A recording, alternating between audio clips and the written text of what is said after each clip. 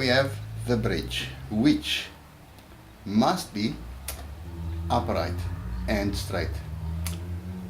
If the bridge moves and it tilts backwards or forwards, then if you leave it like that, it's going to bend, and therefore it's going to become more flexible, and it will be a loss of tone, and eventually you will have to get another bridge.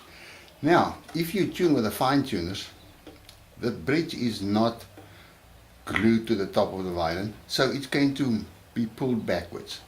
If you tune with the pegs, the bridge will be pulled forwards, especially when you put on new strings, which will stretch for a day or two. So what you need to do is to maintain a proper position for the bridge yourself, and it is not that difficult. First of all, if you have a good look at the bridge, the feet should fit properly front and back with no gaps. Secondly, looking from the G string side, there should be a 90-degree angle between the top of the violin and the back of the bridge.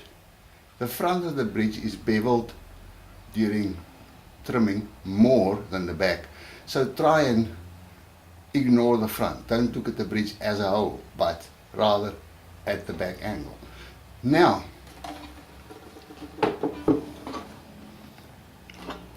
when you tune with the fine tuners, that is going to happen. The bridge is now clearly leaning backwards, and you need to correct that. And I would suggest that you get into a habit of looking at this bridge on a daily basis. Now, when you see that, what you do is the following. Get yourself a towel or something, fold it in four. I'm just going to use this cradle here, and then you put it down so that the head of the violin is hanging over the table. You don't want that to happen and then press on the violin. Okay, now we must move this bridge upright again. You only work with the top of the bridge.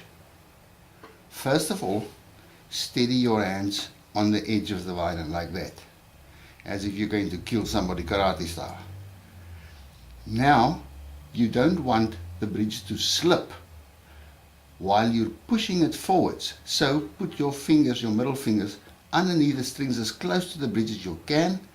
Put your thumbs in the spaces between the strings on top of the bridge, and then just gently push it forwards, and it will move easily, especially if there is not a lot of rosin build-up.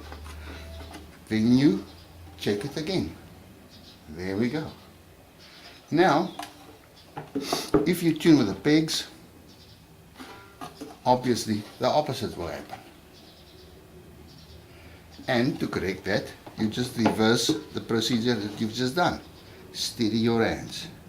Now use your thumbs as a backstop.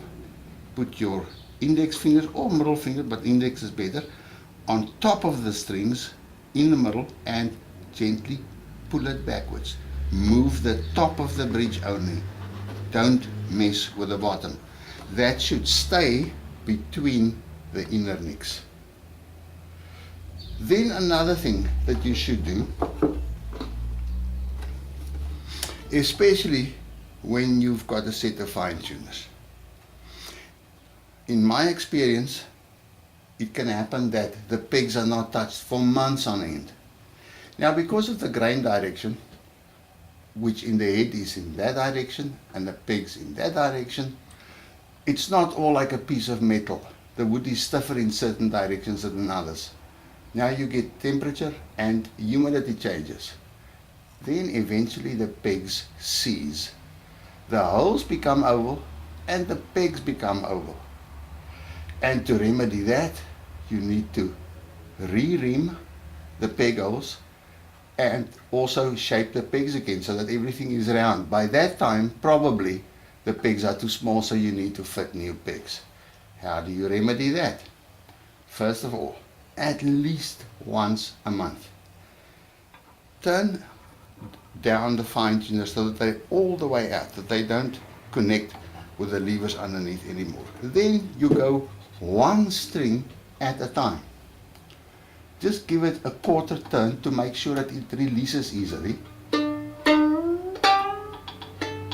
And then just tune it back more or less where you want it to be before you go with the fine tuners. And then the A string was first, then the D string, and so on. That will save you agony and money.